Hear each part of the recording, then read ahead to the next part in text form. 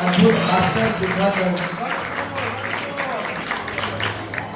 कवित्री जी ने हमारी अंतर की सच्चाई को उजागर किया है। अद्भुत बात यहाँ चलती है, मुक्तिपुरी का द्वार है, भावी सिद्ध यहाँ पर बैठे करते तत्व विचार हैं। अब मैं बुलाना चाहूँगा भगवान नेमिनाथ की नगरी द्वारिका से जो टाइम ट्रेवल कर कर आए हैं हमारे कवि श्री स्टीफन हॉकिंग जी। उनका ध्येय वाक्य है कि 84 का चक्कर लगाकर आया हूँ। बाबा 84 का चक्कर लगाकर आया हूँ, भगवान की वाणी का सार लाया हूँ। जोरदार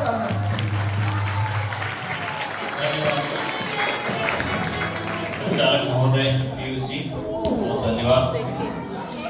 तो मेरा काव्य पाठ द्वारिका नगरी के दहन की भविष्यवाणी और सर्वज्ञता की पुष्टि से प्रेरित है।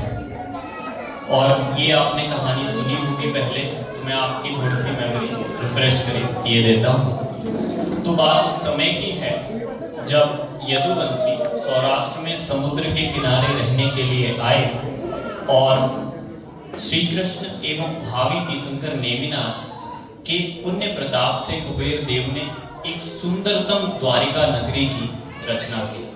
तो कैसी थी वो द्वारिका नगरी, देखते हैं। 12 योजन की लंबी है, 12 योजन की लंबी है, 9 योजन उसकी चौड़ाई, चौतरफा परिखा कोट बने, मानो अलकापुर ही आई। आगे देखिए, आलंबन के ना होने से क्या इंद्रपुरी गिर पड़ी यहाँ, नरपति ही मानो सुरपति है, नर सुर से शोभे आज यहाँ। ऐसी सुंदरतम द्वारिका नगरी, और यही वो नगरी जहाँ पर तीर्थंकर बलभद्र और नारायण का वास हुआ। तो उसकी शोभा आप इमेजिन कीजिए कैसी शोभा होगी। और ये वही नगरी है जहाँ पर नेमिनाथ भगवान ने दीक्षा ली और केवल ज्ञान को प्राप्त किया।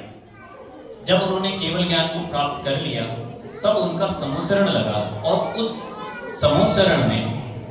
समोसरण में बलदेव जी को एक विकल्प आया। क्या विकल्प आया कि इस द्वारिका नगरी का फ्यूचर क्या होगा।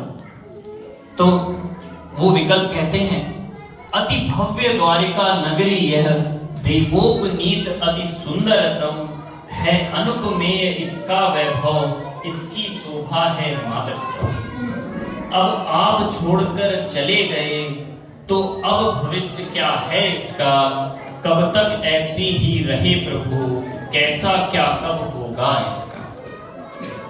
तब दिव्य ध्वनि में उत्तर आता है। क्या उत्तर आता है?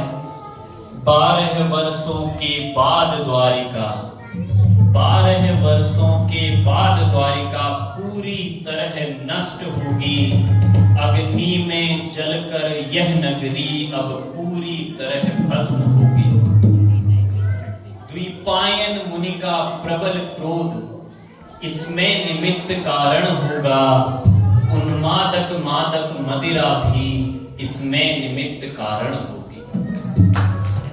बलदेव कृष्ण को छोड़ किसी का जीवित रहना शक्य नहीं, सब कुछ स्वाहा हो जाएगा, कुछ भी बच पाना शक्य नहीं। और यह समाचार जब नगरी में फैला तो उनकी कैसी प्रतिक्रिया हुई, इसको हम देखते हैं। यद्यपि जाना यह परम सत्य, केवली की वाणी है, केवली की वाणी। यद्यपि जाना यह परम सत्य, रे एक साथ सब लोगों ने, पर नहीं एक सी प्रतिक्रिया दिखलाई दी उन लोगों ने। कोई बोला ऐसी बातें तो हरदम होती रहती हैं, होता जाता कुछ नहीं किंतु चर्चाएं होती रहती हैं। जिसके मन में जो कुछ आता वह वैसा ही कह देता है, कुछ लोग हवा दे देते हैं, वह जग में फैला देता है। सब जग उत्वेलित हो जाता, व्याकुलताएं बढ़ जाती हैं, अफवाहों से सारे जग में आकुलताएं बढ़ जाती हैं।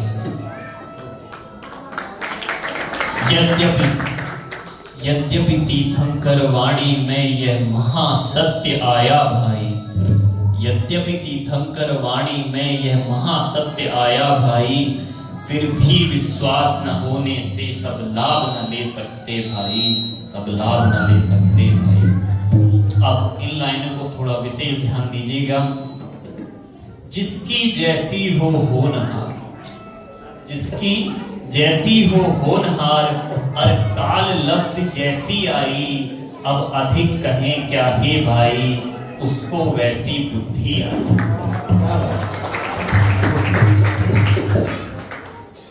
ध्यान दीजिएगा वैभव जी।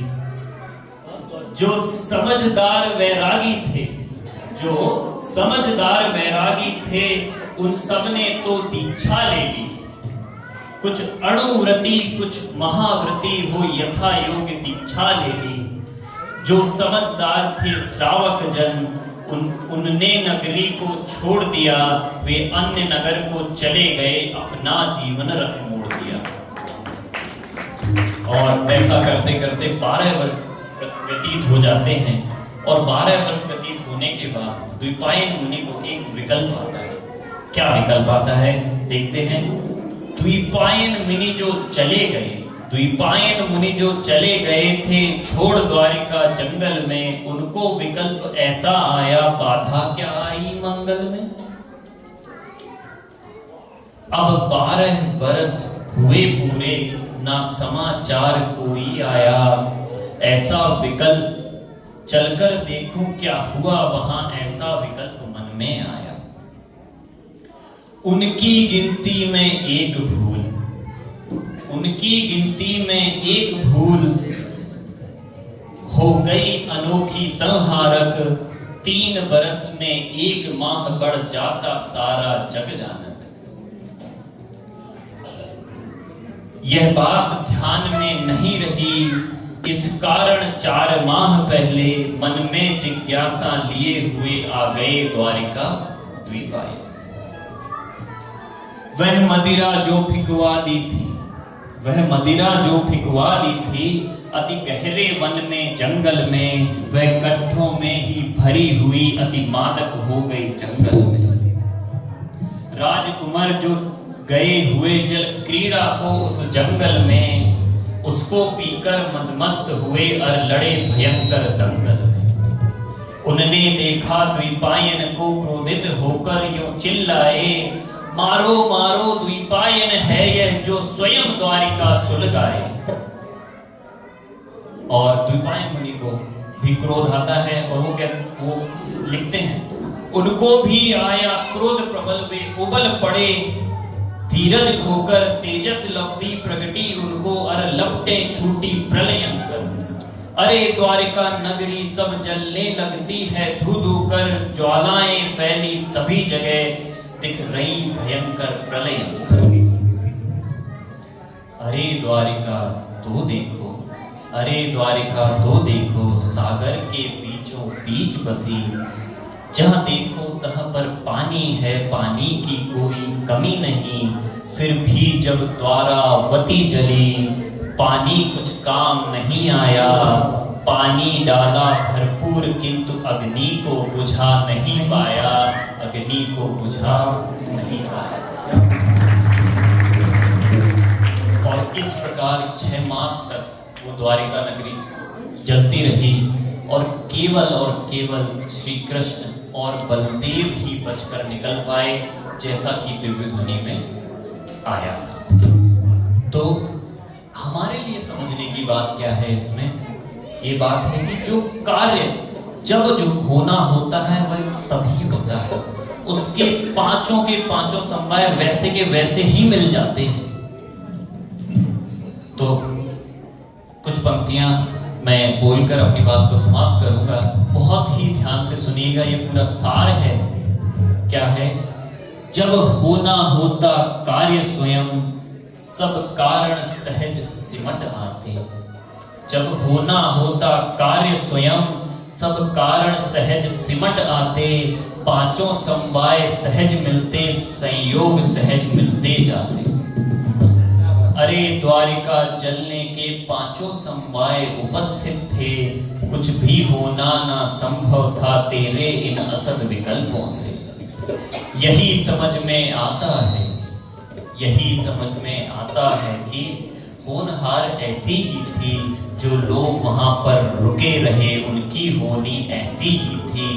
हम यही मान संतोष करें, वस्तु का यह स्वरूप समझें, इसके अतिरिक्त उपाय नहीं, क्यों व्यर्थ विकल्पों में उलझें, क्यों व्यर्थ विकल्पों में उलझें। छोड़ो विकल्प द्वारिका के, छोड़ो विकल्प द्वारिका के, अपने आत्म की बात करो, यह समय बहुत ही मूल्यवान, उसको यूं ना बर्बाद करो, उसको यूं ना बर्बाद करो। निज को जानो, निज को मानो, निज आत्म का ही ध्यान धरो, इसमें ना कोई बाधा है, निज आत्म का कल्याण करो, निज आत्म का कल्याण। बहुत धन्यवाद। अरे कवि